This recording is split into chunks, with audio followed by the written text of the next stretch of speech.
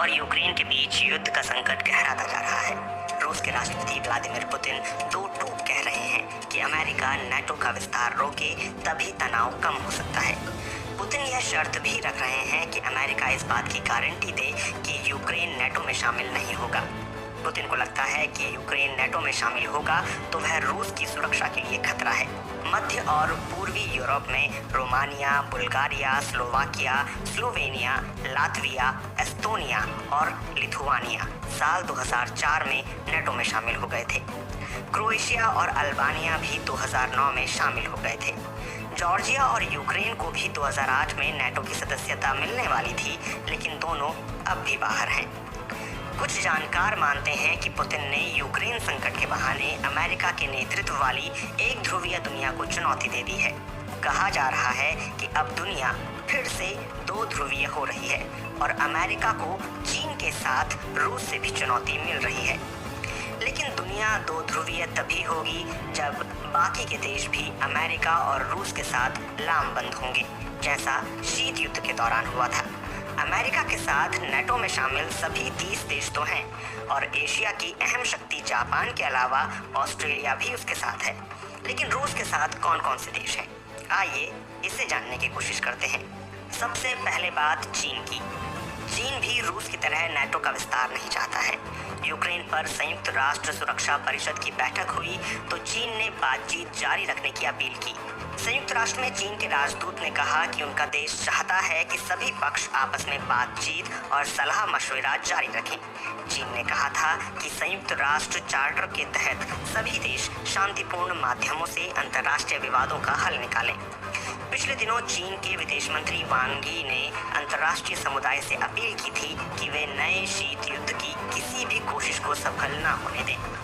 यह भी कहा जा रहा है कि रूस पर पश्चिमी देशों का प्रतिबंध बढ़ रहा है, ऐसे में चीन ही उसे मदद करेगा। अभी अमेरिका को विश्व राजनीति के कई मुद्दों पर चीन और रूस साथ मिलकर चुनौती दे रहे हैं।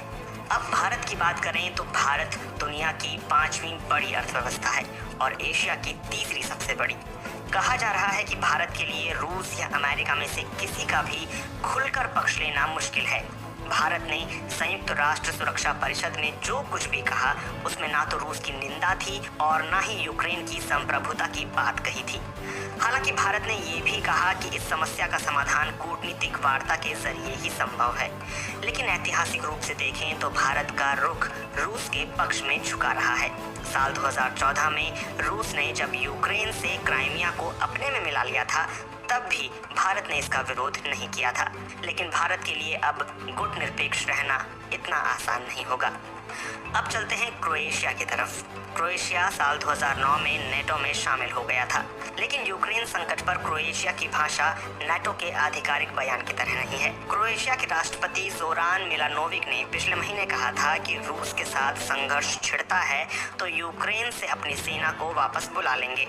हालांकि पुतिन ने जब यूक्रेन के 2 अलगाववादी इलाकों को स्वतंत्र क्षेत्र के रूप में मान्यता दी तो क्रोएशिया ने इसकी निंदा की। अजरबैजान की बात करें तो अजरबैजान के राष्ट्रपति रूस के दौरे पर हैं। उन्होंने इस दौरे पर अलाई डिक्लेरेशन पर हस्ताक्षर किया है। अजरबैजान के राष्ट्रपति का यह दौरा उस संदेश के तौर पर देखा जा रहा है कि रूस को लेकर उसके मन में कोई दुविधा नहीं है। आखिर में बात की जाए पाकिस्तान की तो इस बेहद नाजुक पल में पाकिस्तान के प्रधानमंत्री इमरान खान रूस के दौरे पर गए। इस दौरे को इस रूप में भी देखा जाएगा कि शीत युद्ध के दौरान पाकिस्तान जिस अमेरिकी खेमे में था उससे अब दूर हो रहा है। इमरान खान के दौरे के समय को भी काफ़ी अहम माना जा रहा है। विश्लेषकों का मानना है कि इससे एक संकेत जाएगा कि पाकिस्तान अपना पक्ष चुन रहा है और वह अमेरिका और पश्चिम विरोधी खेमे का हिस्सा बन रहा है।